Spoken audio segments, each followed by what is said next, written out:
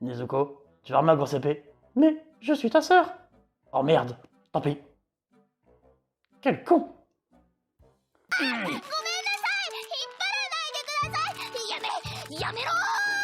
Et salut à toi, aujourd'hui je vais te parler de Red of Healer, qui sur le synopsis semble être un très bon animé, mais en réalité c'était de la merde. Et je ne pourrais malheureusement pas te montrer d'extrait sur YouTube, sous peine de devoir les faire foutre. Donc si tu veux le voir, je t'invite à prendre l'ascenseur. Nous allons bien parler de l'animé et pas du manga, donc à toi le jeune profane, quand tu nous rencontres, nous ne regardons pas des mangas, non, nous lisons des mangas. Car à l'intérieur, il y a des bulles, il y a des images, mais il y a aussi du texte. Ne bouge pas, je te montre tout de suite. Voilà, ça c'est une BD japonaise ou un manga. À l'intérieur, on voit qu'il y a des bulles et beaucoup d'images, mais il y a aussi du texte, c'est donc de la lecture. Une BD de chez nous, tu vas pas me juger. Bulles, texte, lecture. Et un roman, il n'y a pas de bulles, mais il y a quand même beaucoup de texte et très peu d'images, voire pas du tout. Donc à l'avenir, tu arrêtes de nous emmerder, tu nous laisses regarder nos mangas et lire nos animés. Pour en revenir à Red of Healer, c'est donc l'histoire de Keiru, un jeune paysan qui, par un beau jour, reçoit une marque magique sur sa main et il devient un soigneur. C'est pas expliqué, on sait pourquoi. Mais c'est pas grave, hein, parce que la princesse, elle va débarquer pour l'emmener dans ce château pour qu'il puisse soigner les blessures et les MST. Oui, les MST. Oui, parce qu'ils vont le droguer pour qu'il soit loyal envers ses maîtres et ses maîtresses et pour qu'il lui défonce seulement le fion. Ouais. Mais c'est pas grave, hein, parce qu'au bout de quelques mois, il tient sa vengeance. Lors d'une grosse bataille, ils se font tous seulement latter la bouche, sauf lui. Donc quand ils vont demander du soin, il va leur dire d'aller se faire enculer. Lui, il va tuer le démon pour récupérer sa pierre philosophale mes couilles. Et pour reboot le temps 4 ans en arrière et se venger. C'était mieux mes souvenirs quand même. Et je te préviens, à partir de maintenant, je vais te spoil. Donc si tu veux continuer à suivre, je t'invite à prendre l'ascenseur pour les catacombes de l'animation japonaise et voir ce qu'elle nous propose de crade. Nous reprenons donc l'histoire de Keiru qui va se venger de la première princesse nympho-tensionnaire mes couilles en prenant l'apparence de chevalier sous-fifre numéro 1.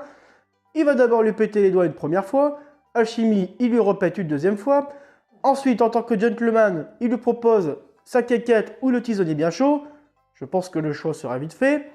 Et après une bonne levrette façon Caldongo, et la petite réfagotte, t'as compris? Au final, il lui ravale la façade à l'alchimie, il lui retire sa mémoire, il lui change son prénom. Comme ça, il peut l'emporter, elle servira de jouet, et pour ses plans de vengeance également. En chemin, Keiru va se dire que c'est une bonne idée d'avoir un esclave, donc il va aller chez un marchand d'esclaves pour acheter une femme loup. Oh putain, ça va plaire à la commune des furies, ça. Je te vois, coquin. Au final, elle n'est pas très amicale avec les humains, car lorsqu'elle menait sa vie sauvage dans les montagnes avec ses copains villageois, elle s'est fait enlever par les humains et réduire en esclavage, mais Keiru, pour l'aider, il lui dit, si tu veux devenir plus forte et sauver ton village, bois donc cette potion qui coule le long de mon pénis. Femme, si tu veux obtenir la puissance pour sauver ta famille de pauvres, bois donc ce jus qui coule le long de mon pénis. Et s'ensuit encore une scène de fion, et si tu retires toutes les scènes comme ça de l'animé, eh ben il n'y a plus grand chose à voir. Rencontre avec Nympho numéro 3, ça remonte il y a quelques années, quand Keiru soignait les blessures des gens au château, il a soigné le bras qui était coupé de la meilleure épéiste du royaume, et quand son bras repousse, elle peut casser du paysan à nouveau. Ensuite, on retourne dans le présent, ils vont se revoir à nouveau, elle va penser que Keiru a tué Flair, mais non, il a juste lobotomisé, donc ils combattent, ils la tuent pas parce qu'elle est gentille, ils finissent par baiser ensemble, et hop, Nympho numéro 3 ajoute au Pokédex. Ouais, Nympho numéro 3 ajoute à mon équipe. Je vais prendre bien soin de toi. On passe à la capture numéro 3, qui est la sœur de Flair. Tu sais, Flair, c'est la sadique numéro 1, la nympho tensionnaire mes couilles, mais elle, c'est sa sœur, et elle s'appelle Norn. Et cette fois-ci, ça va faire pop en cucu avec sa sœur en duo, qui est lobotomisée. Ensuite, il lui ravale la façade, il lui efface sa mémoire aussi, et il part voyager avec eux. Et on passe à la démon, mais elle, on s'en fout parce qu'elle baisse pas. Mais entre deux captures de nympho, sous-fifre numéro 1, pas content, s'être fait usurper son identité, décide donc de se venger en allant dans le village de Keiru, en prenant tous les villageois en otage et en faisant des saloperies à la mère adoptive de Keiru devant tout le monde. Donc Keiru, quand il apprend ça, pas content, il va lui casser un peu la gueule. Ensuite, il va lui refaire la face avec son alchimie et il va le transformer en femme pour le livrer à des gros monsieur tout nus qui vont faire pompon cucu à leur tour. Vengeance suivante, notre héros psychopathe va retrouver sous-fifre numéro 2 une femme qui tapait dessus lorsqu'il était au château parce que c'est un homme et qu'elle les déteste, et entre deux post-torture, elle va aller chercher des jeunes femmes pures et innocentes pour leur faire des saloperies. Mais un beau jour, quand ils vont se recroiser, elle va se faire empoisonner, elle va se faire paralyser, et elle va être livrée à des gros monsieur tout nus, tout excités et cannibales. Et en plus... Oui, bon, bah, il va y avoir encore beaucoup de cul et beaucoup de sang, hein, mais bon. Donc ça fait cucu, pampan et du steak en plus. On termine donc l'animé, ou du moins la saison 1. Pitié, faites qu'il n'y a pas de saison 2, s'il vous plaît. On termine donc l'animé sur une scène où l'autre fou furieux, avec ses 4 jouets, ça donne au vil plaisir de la chair. Putain, la chance. Et de là, il repart en voyage et fin.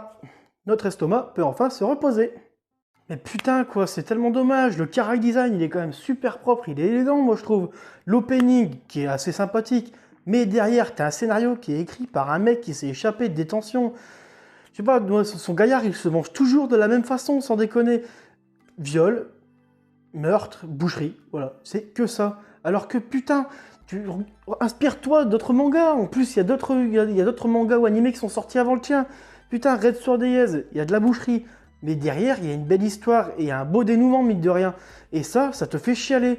Tandis que cet animé-là, Red of Healer, tu ne peux pas pleurer, tu peux juste être écœuré. Et t'as juste hâte que ça se termine malgré tout. Parce que non. Et moi, je comprends pas, parce qu'il y a des gens qui adorent cet animé. Mais pourquoi? Comment tu peux aimer ça?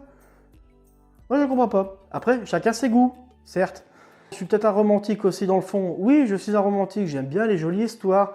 Your Lie in April, par exemple, excuse-moi si je le prononce mal, Your Lie in April ou Tassogaro Tome Amnesia, putain, c'est des chefs-d'œuvre, pourtant il y a du drame dedans, mais il y a une belle histoire. Et ça peut te faire arracher quelques larmes. Qui, moi, par exemple, sans vouloir me la ramener, je ne suis pas un très grand sensible, mais quand je regarde un animé, putain, mais je chiale toutes les larmes de mon corps, quoi, sans déconner, tellement que c'est bien ficelé. Merde. Le pire dans tout ça, c'est que cet animé, il est disponible sur des plateformes où il y a Pokémon par exemple, là où des enfants vont. Mais merde, non, il y a des plateformes pour adultes, il faut que ce soit dessus. Je sais que toi tu connais l'adresse, coquin. Mais bon. Et j'ai volontairement émis certains passages de cet animé, comme ça, si tu veux le voir et te faire ton avis, tu peux toujours le faire. Voilà, ce sera tout pour cet épisode. Merci de m'avoir regardé, j'espère que ça t'aura plu. Et si tu as un avis, n'hésite pas à me le donner en commentaire. C'est toujours un plaisir de s'améliorer. A bientôt.